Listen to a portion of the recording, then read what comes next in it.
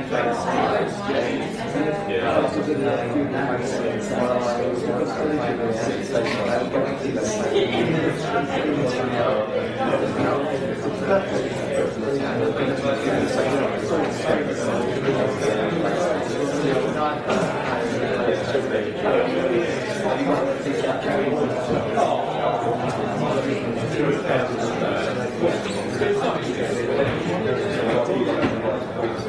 Yeah,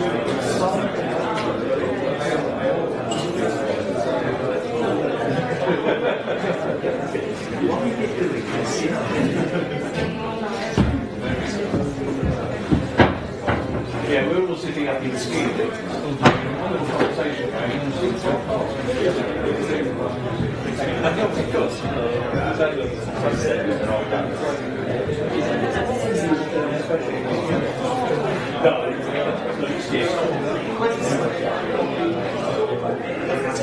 Yeah. That's slightly better, isn't it? Slightly better. You saved your own space to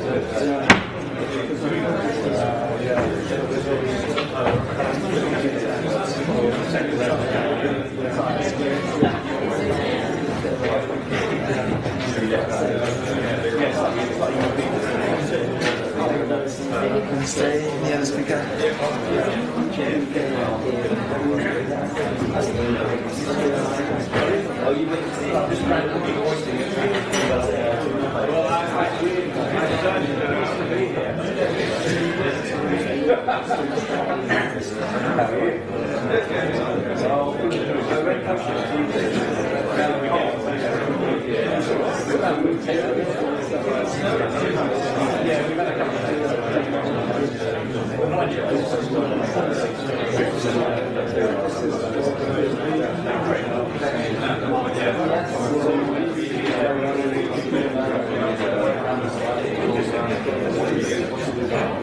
I'm sure how it's called, but basically it's all done automatically.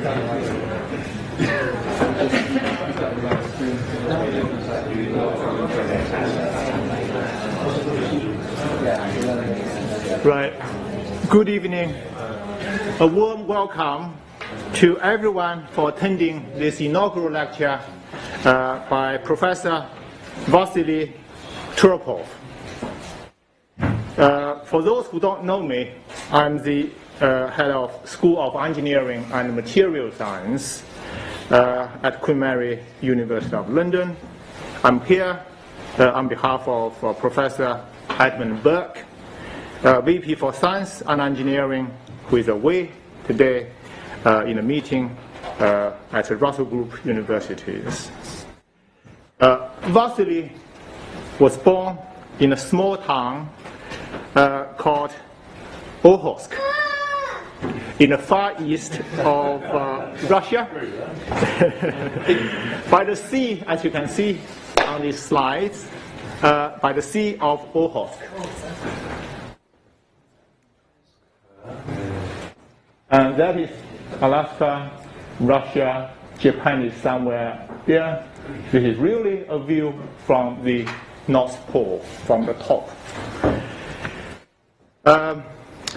It was the place where, that in the early 1600s, the Russians reached and make the establishment.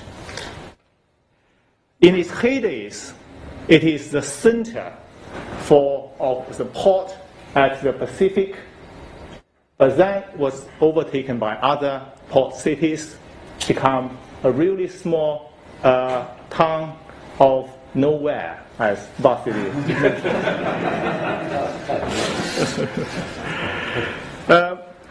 Vassili was born there, and her mother was a math teacher, got a job, and brought the young family with her to settle down there. And I was told that when people who live in central Russia somewhere to work in the far east, you got not just your salary, not just your double salary, you got triple your salary. And it's within a few days of the young family settled down, Vassili was born. Here are some views of the city, very much a port city, beautiful, with plenty of wildlife. This is in the summer or in the winter.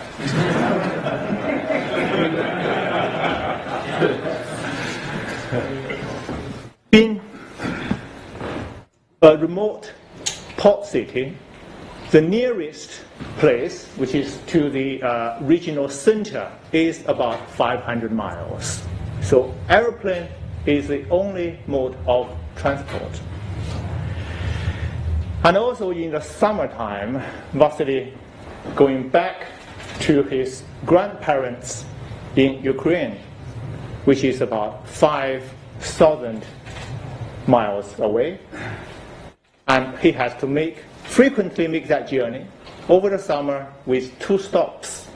So aeroplane is not a stranger to Vassili from the early age. So at the age of about 3, he saw a low-flying helicopter that landed near his house. So, as curious as Vassili was, this is some of the scenes from the airplane. So he ran to this flying machine.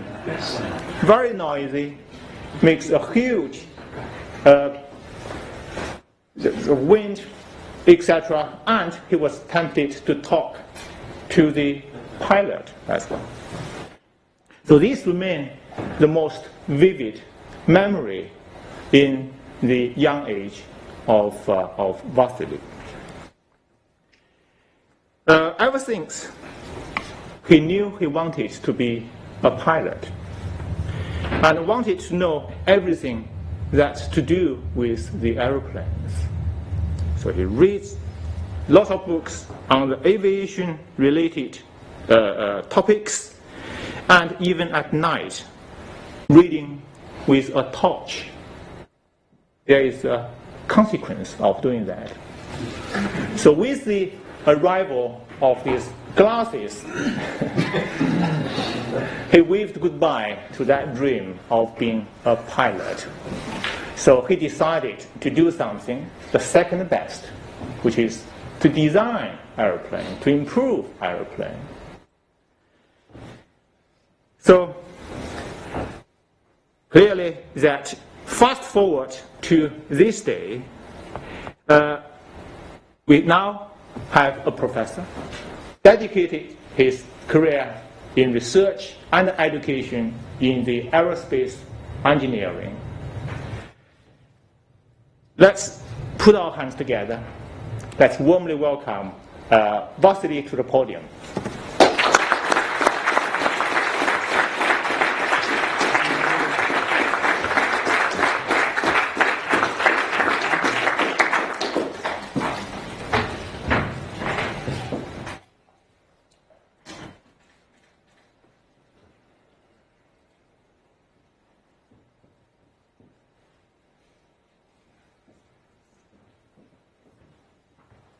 Good evening. It's my privilege to give this inaugural talk, and the title is slightly frivolous: Lose weight and go electric, planes, trains and automobiles. Well, I hope you don't mind. Before I progress to trains and planes and automobiles, I would like to indicate a little bit what special place Queen Mary is in engineering education generally and aeronautical education specifically, research as well. Well, you can see what is the date when the education at Queen Mary in aeronautical engineering started. It's quite amazing. It is the oldest place in the world to offer a degree in aeronautical engineering. So it's the first flight of an aeroplane designed by Dr. Peter Thurston. Well, he actually was the father of aeronautical engineering here. Started research at the predecessor East London College since 1906, and the education evening classes started initially in 1907 and degree program already in 1908. And alongside, he was actually working on design of aircraft. He was helping the industrialist and one of pioneers of aviation himself, Sir Hiram Maxim. So you can see Sir Hiram Maxim together with Peter Thurston, who is in the cockpit of the airplane. He himself graduated from East London College, of course, later to become Queen Mary. And actually, they did build a flying machine which flew, but they did not know how to control it. Hence, they did put a limiter. It was running on rails, and there was a limiter not really allowing it to take off. Otherwise, it would be a crash. Well, anyway, Peter started a series of regular courses of lectures in aeronautics at East London College. And in 1911, his book called Elementary Aeronautics was published. So I just got a PDF of it from Berkeley University, where it is freely available. So that's just one of the pages from the book. To commemorate 100 years of student education in aeronautical engineering at Queen Mary, 10 years ago, Royal Aeronautical Society ran a conference to mark that event. So it's 10 years later. This year it's 110 years. And there was a special issue of the Aeronautical Journal to mark that event. Well, another first, it's that Peter Thurston got his own doctorate awarded in 1913, also in aeronautics, and it was the first one in the UK. The Great War came, and he, of course, served in initially the Royal Flying Corps, later to become Royal Air Force, and going through the ranks, he became the chief inspector of airworthiness, and served to the end of the war. He did fly himself as well. Another very important name in the history of education and research at Queen Mary in aeronautics is Dr. Percy. Well, his original name was a German-sounding one, and with World War I there, it wasn't really popular, so he changed his name to his wife's name. So, important research on airfoil development, and was a professor at Queen Mary until 1949. Another very important name, it's Professor Alec Young, fellow Royal Society, who was a professor of aeronautical engineering since 1954. He was FRS, which is the highest distinction, of course, for a researcher in the United Kingdom. And also he chaired the board of directors at von Karman Institute for Fluid Dynamics for a very long time, for 30 years. Okay. Well, that's a glorious history, and these are big shoes to fill, that's for sure.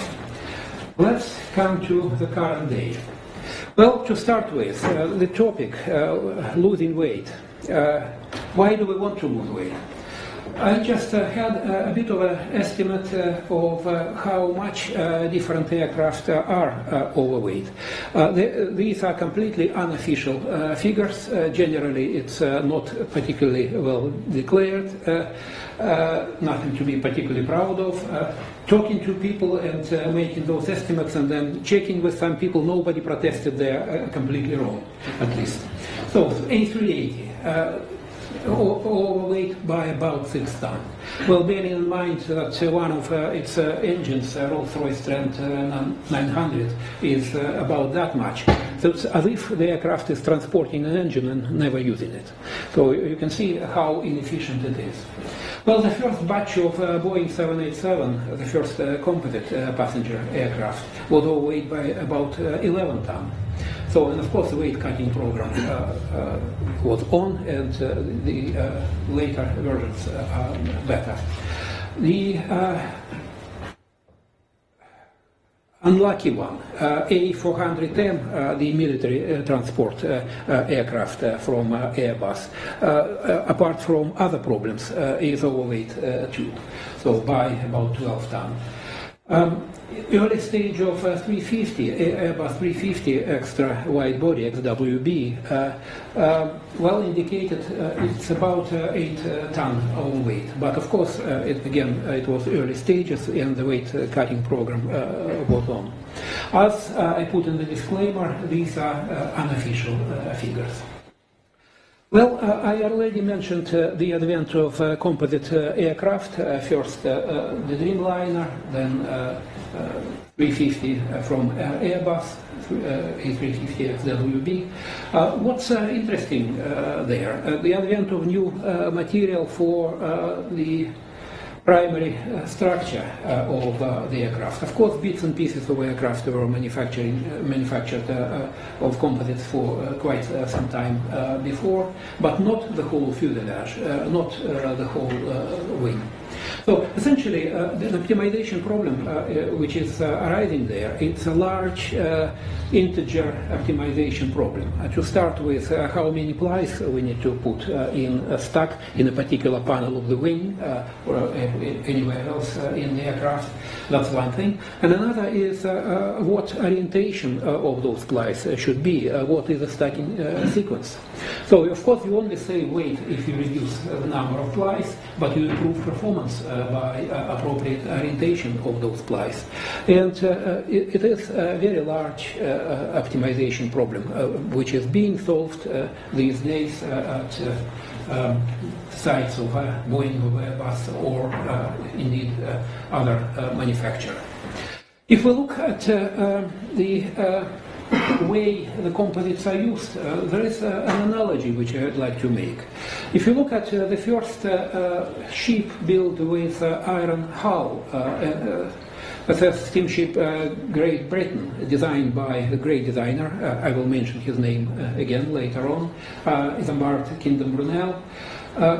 If you look at the hull, if you don't know it's metal, you don't think it's wood, because in new material they reproduced what they knew, images of planks, and put them on the frame. So if you don't know, it's really hard to figure out it's metallic aircraft. So the new properties of the material, new material, were not really utilized fully. Well, there is a similarity here. That's what you see if you look inside the barrel, the fuselage barrel of Boeing 787. And if you don't know it's composite, it's rather hard to figure out. It does look like a metallic aircraft for pretty much a similar reason. The old technology is used without much of a change. So the current composite structures are almost direct replicas of metallic ones. And as a result, the weight saving is not all that fantastic. But things are changing, and we're certainly learning how to design the more efficient aeronautical structures. Well, some work has been done there. Actually, the work on composite stack optimization and how a combinatorial problem of that description can be solved was presented at one of the World Congresses of Structural Multidisciplinary Optimization, and the postdoc that I had at the time, sorry, PhD student, he was still a PhD student then, got nominated for the best presentation, the best piece of research of that World Congress. Sadly, well, I was at the time member of the executive committee of that society, and I had to obviously exclude myself from voting. And by one vote, he was outvoted. Somebody else got the prize. Anyway, it was an interesting piece of work. So how in the hierarchical structure, from the whole aircraft to a group of panels to individual panels, you look at the problem and make sure that the myriads of considerations that exist that have to be satisfied for composite structures intended for aeronautical use. They are all met and in the most efficient way. I promised not to put any equations in my presentation, and I do try to keep the promise. So it will be more on a hand-waving level, the discussion that is happening here. Well, another composite application, another project, actually it was EU project called Alaska, driven by German aerospace agency DLR, specifically Braunschweig branch. Dr. Christian Hune was the leader. The abbreviation of advanced lattice structures for composite airframes. And there is a great historical analogy here. It's Wellington bomber, a World War II bomber designed by Barnes Wallis, who, among many other things, invented the bouncing bombs World War II once. Well, he experimented with geodesic structures for the use in dirigibles when he was a student at Cambridge a long time ago. But then, years later, he decided to try similar technology, but for the use in aeronautical applications, specifically for that bomber. So everything there, the fuselage and the wings were based on that principle. The degree of structural redundancy was very high, and the crew, actually it was a kind of love-hate relationship of crew with aircraft, because it would bring you back home, so it could take an enormous amount of punishment, and you can see how much of the structure is destroyed there. It still came back. That's what they loved it for.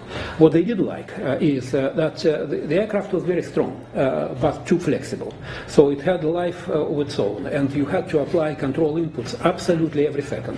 So it was a bit of a torture to fly. So that's the negative comes here.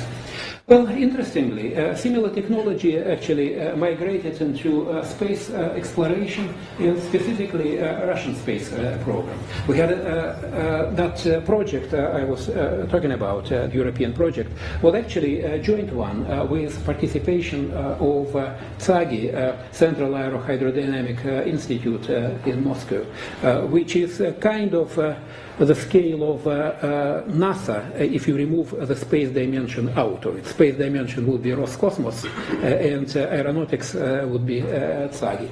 So still, there were all sorts of applications for aero and space program. And academician of Russian Academy of Sciences, Professor Valery Vasiliev, was driving that space dimension and actually suggesting the rules for design of geodesic structures to be used in large rockets. That's a section of Proton heavy launcher. Okay, after that there was an attempt to introduce the same technology for civil aviation too. There was a fuselage barrel manufactured for Ilyushin 114, which never flew. It was just a demonstrator barrel. I did see it in one of project meetings. It was covered with snow roughly up to that level. So not very much to see, but you can see the photo from the inside.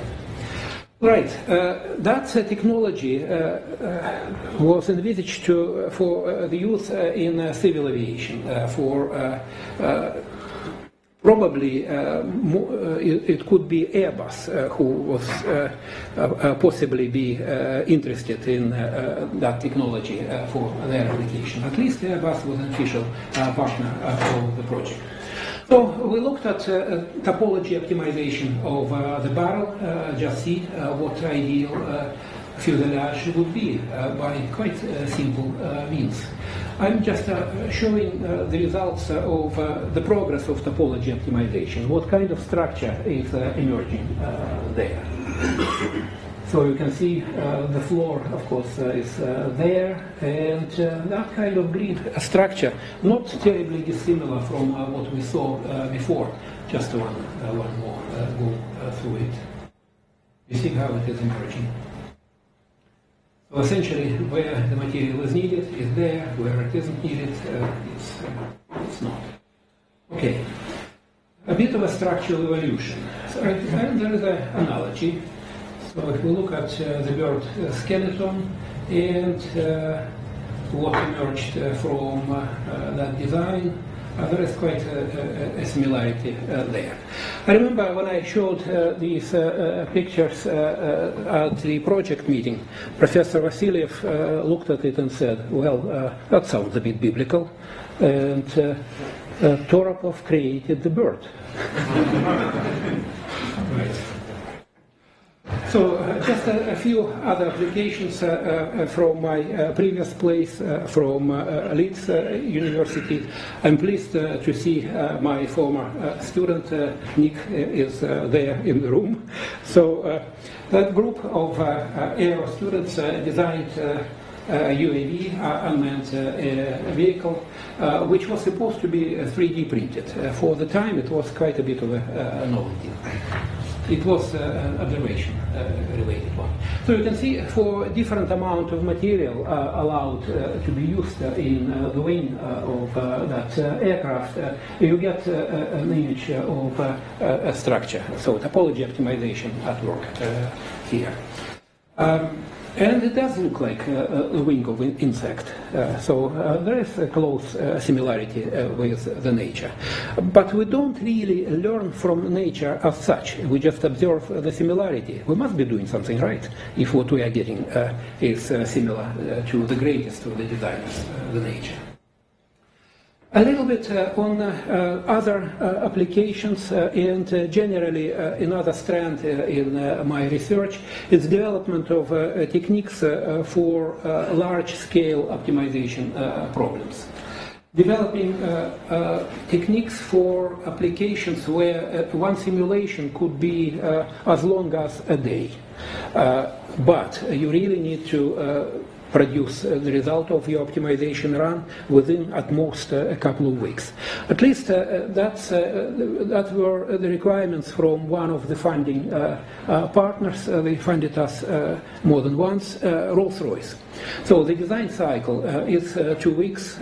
If your simulation, computational fluid dynamics, high fidelity, structural simulation takes a long time, could be up to a day, just one run. But you can use parallel facility there. But anyway, the whole cycle has to be completed within 2 weeks, otherwise they rapidly lose interest in it. So also what makes life a little bit more interesting, to parameterize a blade here is a fan blade, the first thing you see when you look at the engine. It is quite a freakish shape, really. So to describe it, you need quite a large number of variables, parameters. You control those and you get all these shapes. Something like in the order of 150 is not strange to the designers. Sometimes it's more than that. So these strange shapes have to be parameterized and the number of variables can be quite large. But here I would like to show a much simpler example. It's an example demonstrating how the techniques work on a test bed.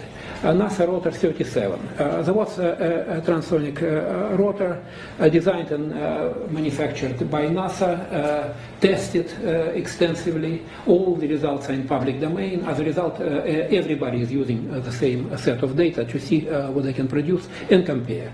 So it's a great basis for comparing results of computational fluid dynamic based optimization. So, some measure of aerodynamic efficiency is maximized, and there are constraints, realistic constraints used in the design of rotor blades. So here there are quite a number of different ways of parameterizing. One of the simplest and still used extensively by designers is so-called engineering parameters.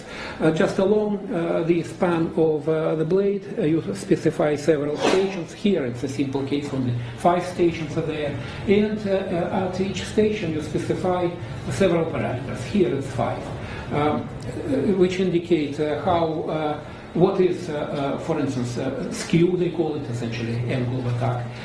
Leading edge recambering, what's the curvature? The leading edge, trailing edge recambering, again, controlling the curvature at the tail of the blade. And also how much it's inclined to the direction of flow and the direction of rotation as well.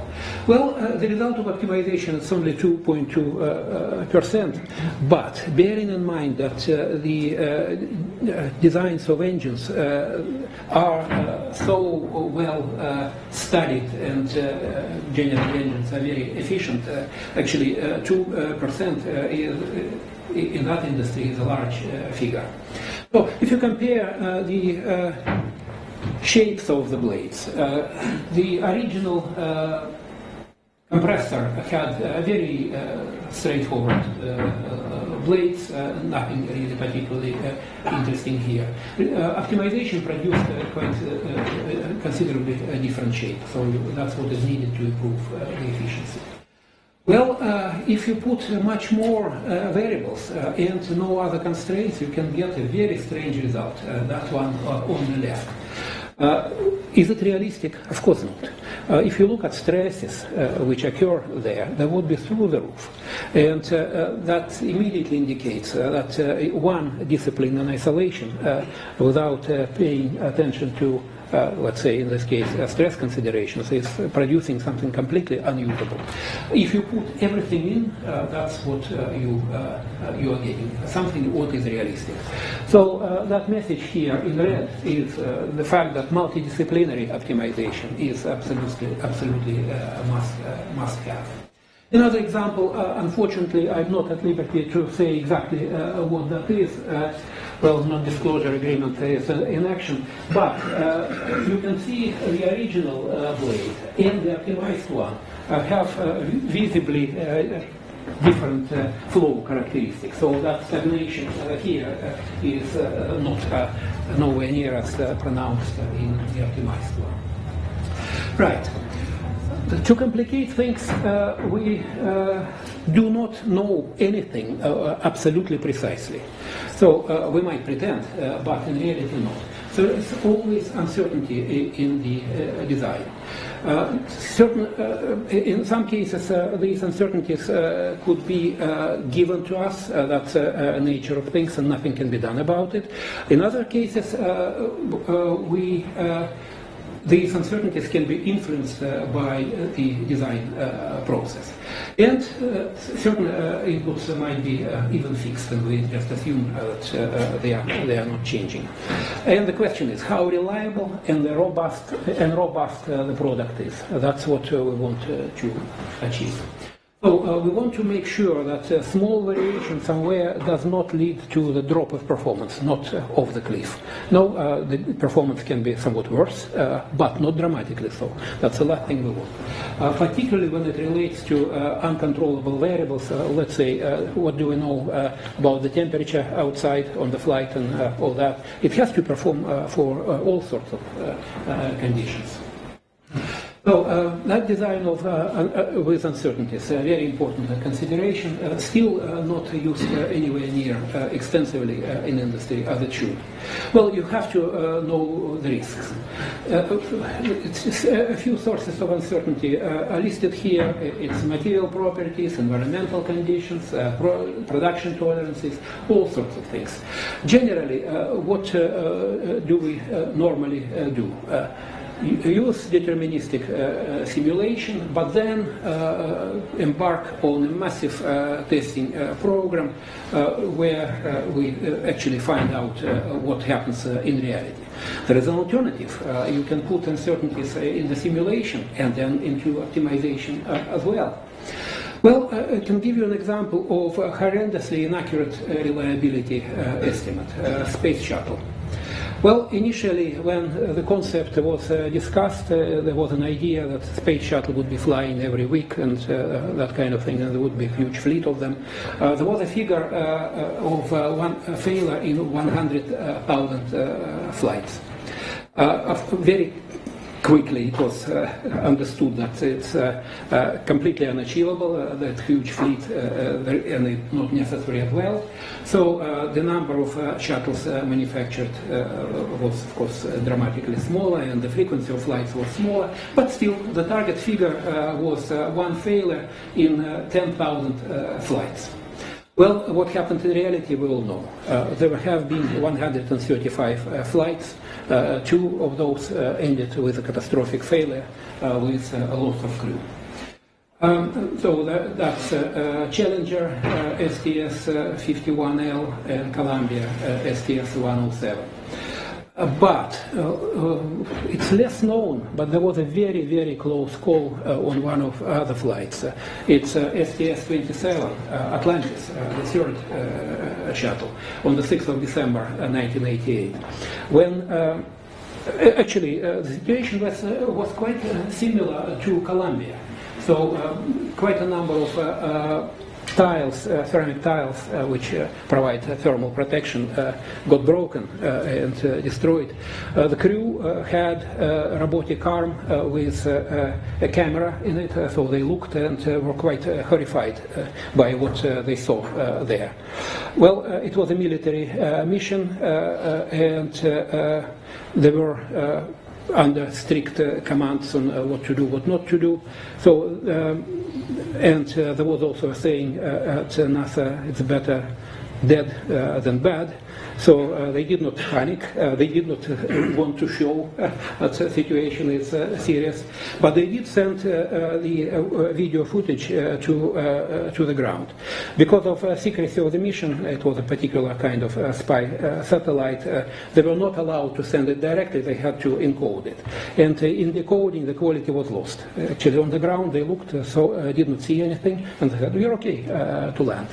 But anyway, luckily, when they were on the ground, they saw one of the tiles was completely broken, and so it was burning through the tile inside. By luck, no how else really. It was a metallic plate which is a holder of L-band antenna there. So it was a steel plate exactly in the tile that got broken. So they were just plain lucky on that occasion. So, well, talking about reliability, another example comes to mind. When the first American astronaut to circle the globe, John Glenn, was, after the flight, asked, what did you feel when you were just before the launch? He said, well, I felt as good as anybody would, sitting in the capsule on top of the rocket that consists of 2 million parts, all manufactured and assembled by the lowest bidder. So some appreciation of how touch and go things could be were certainly there. Well, stochastic analysis and optimization, that's what we need to do these days. We need to allow for the fact that we don't know everything precisely, and the operation conditions are never exact. So we model effects, so we need to design structures for structures. It could be aerodynamic considerations, all sorts of things. And very often such models take horrendously a long time to run. What we do instead, we build a model of a model, a meta model. So, and then we use it for optimization, for stochastic simulation as well, because we can sample the cheap model of the model as many times as we want. So, and solve optimization problem in that non-deterministic formulation, making sure that what I was talking about is taken care of. So, that was really subject of the last grant with Rolls-Royce that I had in TSB supported Silhouette 2 project. And applications in other fields are massive. It's automotive, let's say crashworthiness, manufacturing, metal forming of every description, space exploration. So lots of things are not given precisely. So, and there can be uncertainty in the variables that we change in the design process, and those uncontrollable variables just happen to be those. So, solution has to be robust with respect to those uncertain things. I would like to give an example, and I'm looking at my former senior colleague Royston Jones from Altair Engineering. It was done when I was a member of Royston's team at Altair. The fantastic client that we had at the time, Astrium, on behalf of European Space Agency, they designed a landing system for ExoMars mission to Mars. And there were concerns about structural performance of the lander, and also there was an attempt to make a probabilistic estimate of success of landing on Mars. Well, if you recall, some years ago, on Christmas Day, the whole country was sort of nervously waiting for what happens to Beagle 2. It was sent to Mars. Sadly, it did not come back. After that, two teams of researchers were charged with figuring out what's the reliability estimate, and one came with the estimate of 50%, the other 70%. Not great. So, on this occasion, the decision was to do these estimates, make these estimates in advance, and then redesign if the estimate of probability of successful landing is too low. So that's ExoMars mission in a nutshell. 240 kilos robotic exobiology, and the whole idea is to find perhaps traces of life, or indeed existing life. So who knows? The concept for the lander was an unusual one.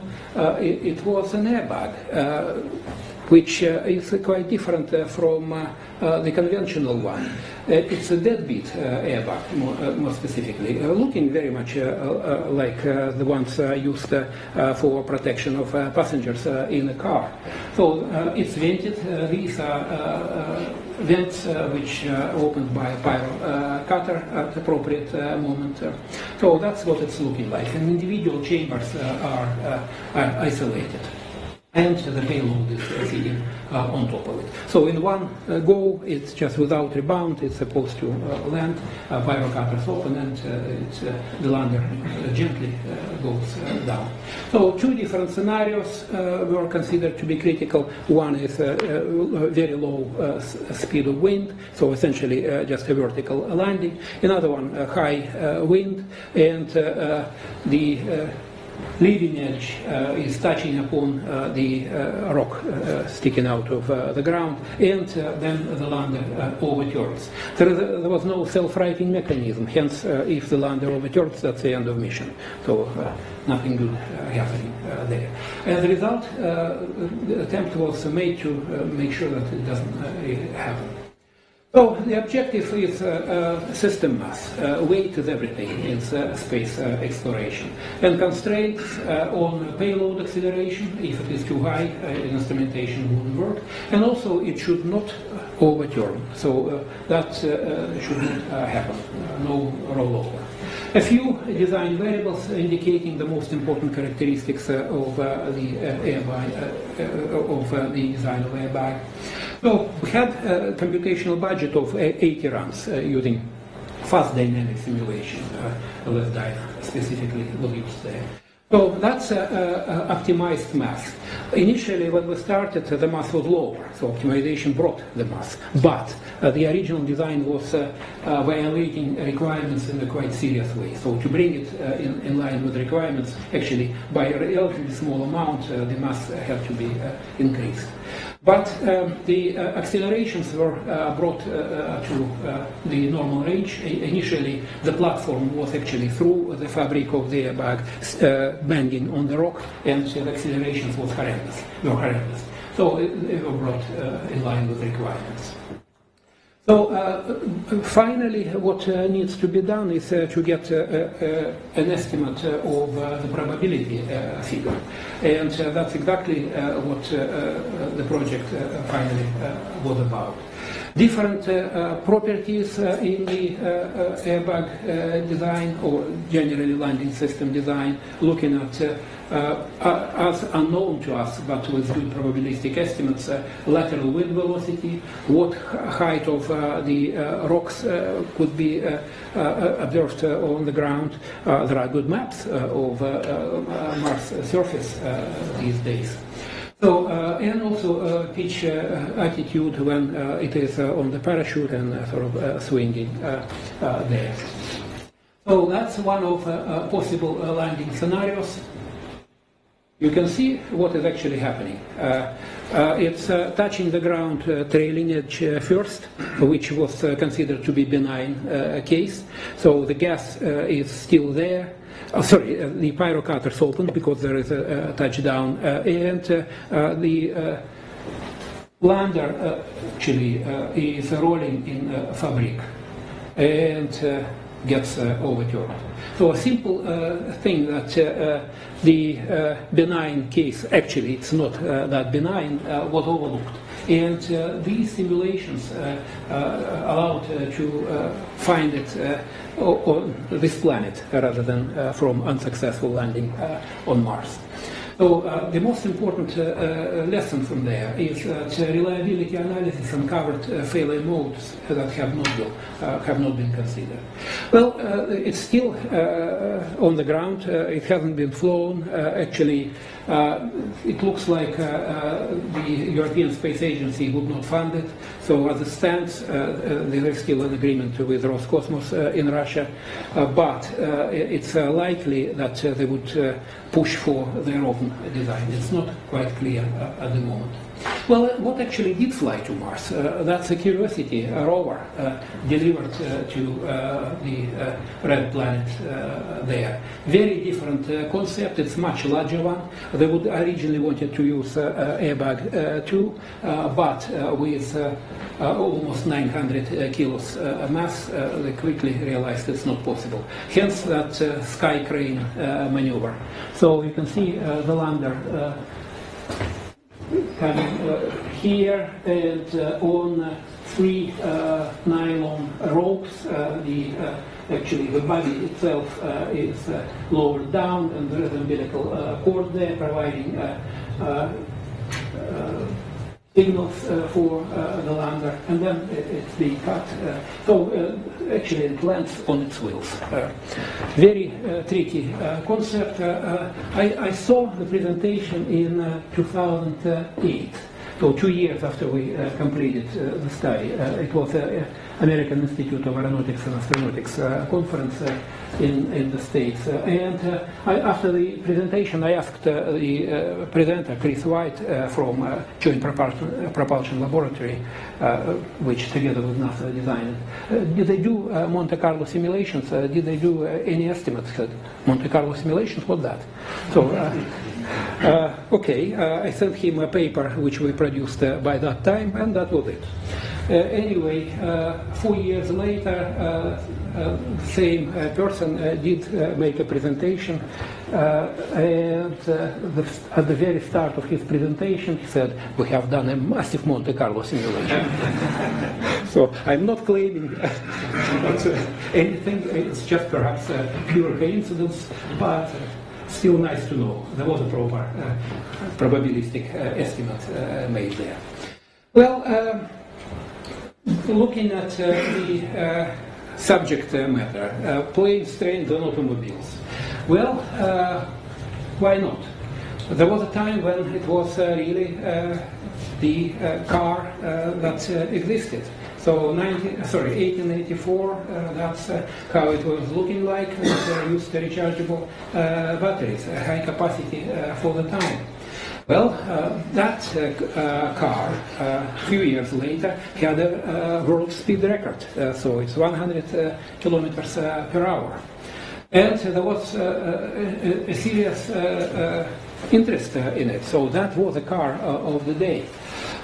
But advances in internal combustion actually negated the difference. And actually, Of course, the refueling time was different, and the range, and all that, and expansion of petrol infrastructure. But the killer blow was the fact that another electric motor, paradoxically, was used as a starter motor instead of the crankshaft. So that was the final bit. Initially, you just press the button and the electric car goes, whereas the petrol engine ones, you have to apply quite considerable effort. But with the electric starter, it was not a problem. Well, still, why we want to go electric there? Of course, use of fossil fuels leads to all these unpleasant consequences that we see, and we just really need to look at the alternatives. Modern electric cars, of course, are very different creatures compared to what we just looked at a moment ago. And mostly, it's advancement in the battery technology. That's what brought it to the stage they're at. So, still a few things are there. Still that range anxiety issue is there. Infrastructure development is still not as uniform, like say in London. Today on Google Maps I decided to see where is the nearest charging station, and I was surprised to see how many of them just absolutely everywhere. So, but London is London, and other places probably are not quite as lucky there. Okay, let's look at a car which went very, very far and still going. So it's a car launched by Elon Musk in Falcon Heavy, very heavy launcher on the 8th of February 2019. It's a special one because the stages of the launcher are reusable. So you can see the footage, just a photo of how one of those stages has a tripod there, and it actually lands vertically, it can be reused, which is a great innovation there. So what Elon Musk decided to do is to launch for the trial in the direction, roughly direction of Mars, his own Tesla car. And it had a passenger as well, so a dummy wearing the astronaut suit, and that's what was actually in the endless loop played there. So. Right.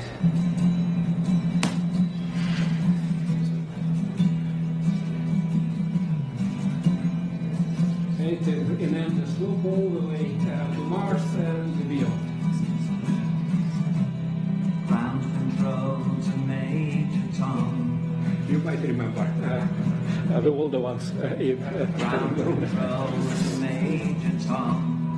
So endlessly it will be going there for Take probably your protein pills how many and put hundreds your of years. helmet on. Anyway. Ground control to Major. Right, let's move on. Why electric planes? Well, again, aviation produces quite a considerable amount of emissions. Well, 2% doesn't sound a lot, but it's certainly something to be worried about. Well, growth of passengers numbers is ongoing, but the efforts of aircraft designers and operators lead to not a proportionate increase in the pollutions. So, still, it is a major research and development issue there. So, the forecast is that CO2 emissions, the aviation share would, if we do nothing, grow to about 3% of the total emissions by 2050. So it's certainly something to address. As a result, every major manufacturer and smaller manufacturer as well, and actually even an operator, are in some way engaged in design of electric aircraft. So it is already a reality. Airbus was one of the first, but they only went for a small demonstrator, which was supposed to be used for other trainers, but actually one was built and cancelled. Well, another one is very realistic. It's not particularly adventurous because it's BE-146, or another name, Jet, other platform, and one of the engines is replaced by electric engine. So it's a joint project of Airbus, Rolls-Royce, and Siemens. Nothing particularly adventurous, but it is a step in the right direction. The other aircraft that I would like to very quickly look through are paper aircraft. So nothing flies as yet, but that's a Boeing-backed aircraft. So JetBlue Airways is back in it as well, but Venom Air, startup, as always in California, is designing it together with Boeing. Small aircraft, commuter, but with surprisingly long range there. NASA is engaged in it as well, so there is a next plane. Again, it's a paper plane as yet. So the tests were due to begin last year, but still haven't started. Very different creature. You can see distributed propulsion, how many electric motors with propellers there. But the two ones, the large ones at the tips, are the cruise motors and propellers. So the rest are used only for takeoff and landing. After takeoff, the blades are folded and only cruise propellers are operational. But at landing, the smaller ones are used again. That's the concept. EasyJet got into that game as well. Wright Electric is a company which is designing aircraft for it. So the suggestion initial, at least, is to have it's an operation by 2027 with swappable battery packs, because recharging when an aircraft is sitting on the ground would take way too long time. And initially it was meant to be for a London-Amsterdam route and similar. The interesting consideration here, you can see that it's distributed propulsion again, and very small diameter blades here, and in a way you can see similarity with previously considered. But here we have electric motors embedded into the wing entirely, which is quite an interesting consideration. On the one hand, yes, we have a massive wing, but on the other hand, structurally, it's a good thing if you can have it thicker, so you can have it very light as well. So it's an interplay of two conflicting requirements, and optimization can be probably, not can be, but has to be used to look into it. Well, I strongly believe in the very close interface between what we do research-wise and what we teach. That is one of the projects, final year MH projects, team projects, which was done in 2016, co-supervised by Dr. Ranjan Wepa, and these were the students who did the project. So there were several disciplines and specialists in each of them, and that's what the concept they came up with. To have the mission of existing commuter aircraft and look at another configuration. Well, it is actually helped by a turbine, which is small, and it is at constant setting, very economical, and it is just charging the batteries. You can see it is a box wing aircraft. That wing on the top of the fuselage is forward swept, and pretty much straight wing is the bottom of the fuselage across. And you can see a number of electric motors there. All the usual things that needed in the aircraft design were done.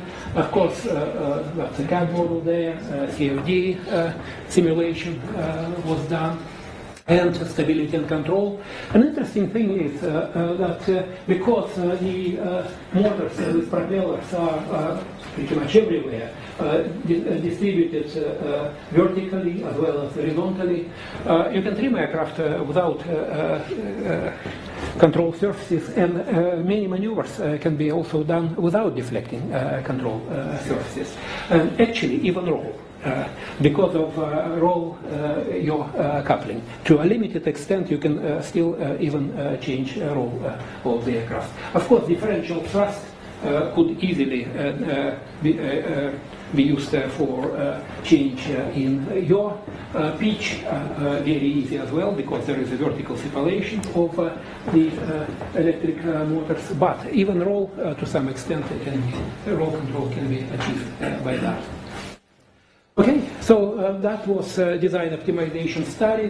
That's what they arrived at. Altair's software, Royston probably would be pleased to hear that it was used massively throughout the project.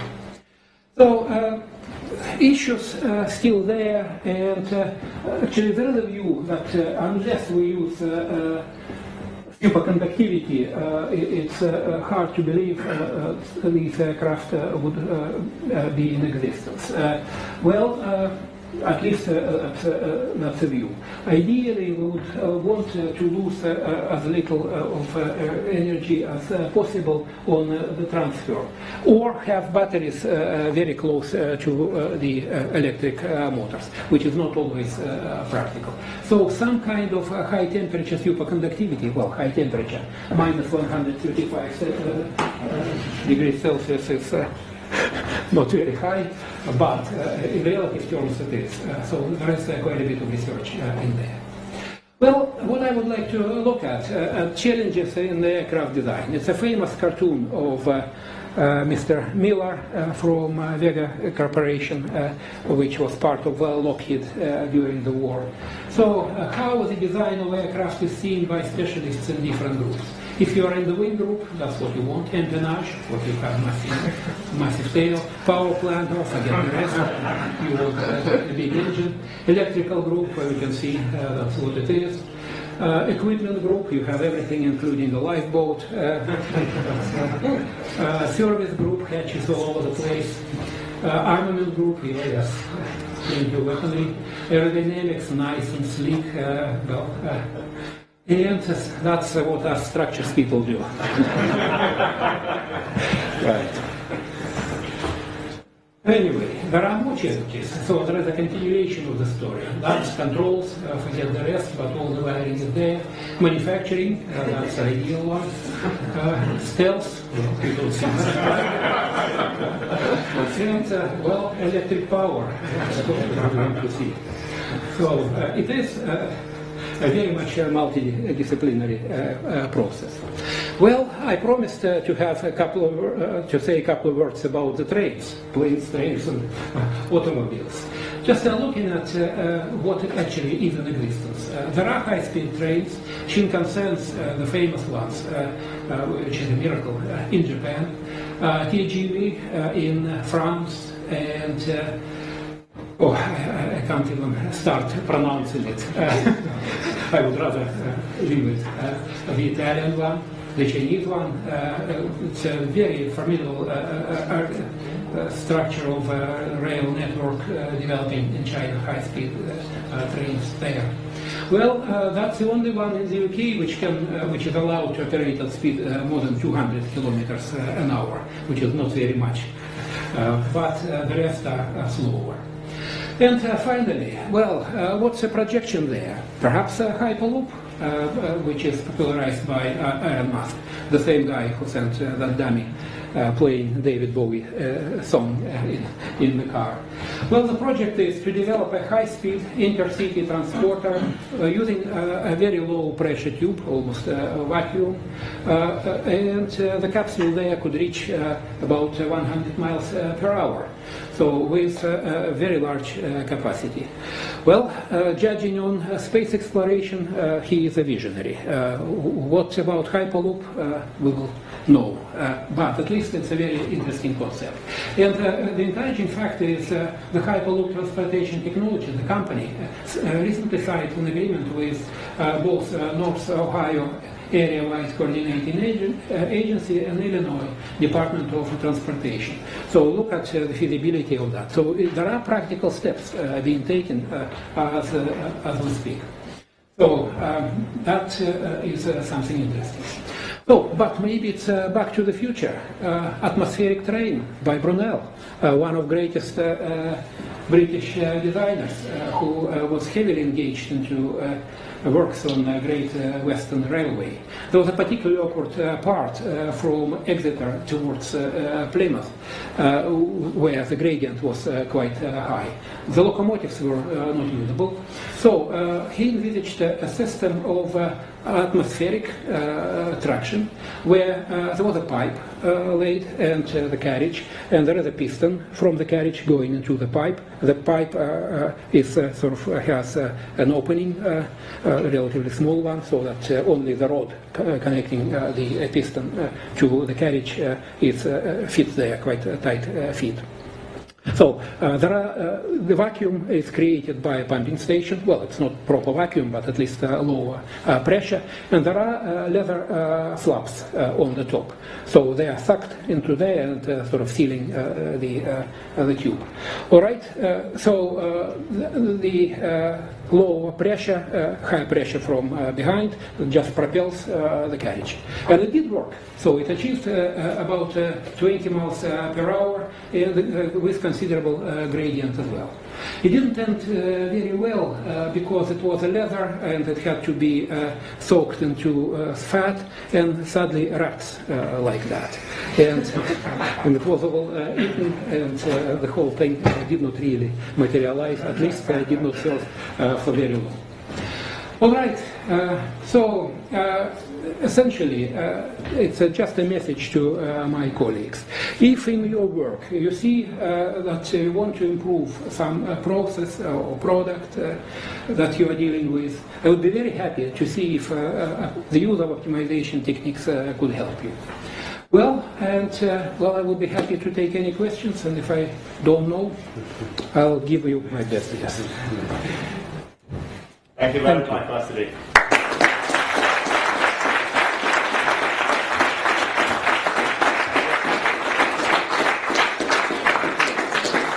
Okay.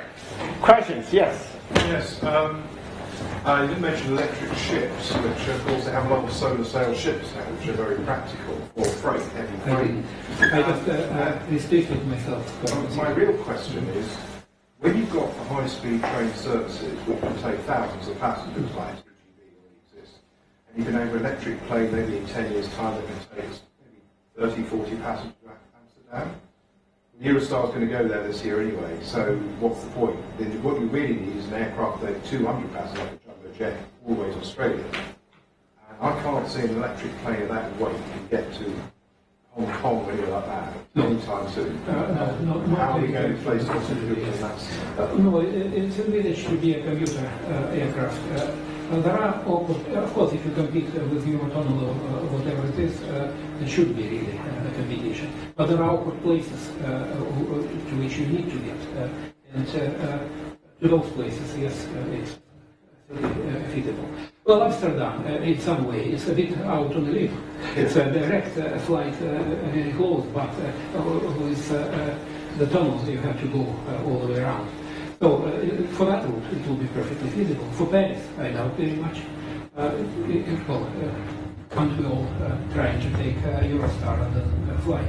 So surely one would not kill the other. Hopefully it will happily coexist. Can you see a technology that could get a heavy plane going transcontinental to the States? No, It's never going to happen. not with electric propulsion. Other means of propulsion could be envisaged, but unless there is some miraculous way of storing electric energy, with projections of battery development, it's not happening. Who knows? There could be a revolution of which you have absolutely no idea at the moment. Never say no, but at least projecting what is happening now into the future, it's not likely. Thank you. Right, yes. You showed very fast train, Do you think England has like the Shinkansen, like Chinese one? I think the England is very imported from China, like Shinkansen, not invented in this area.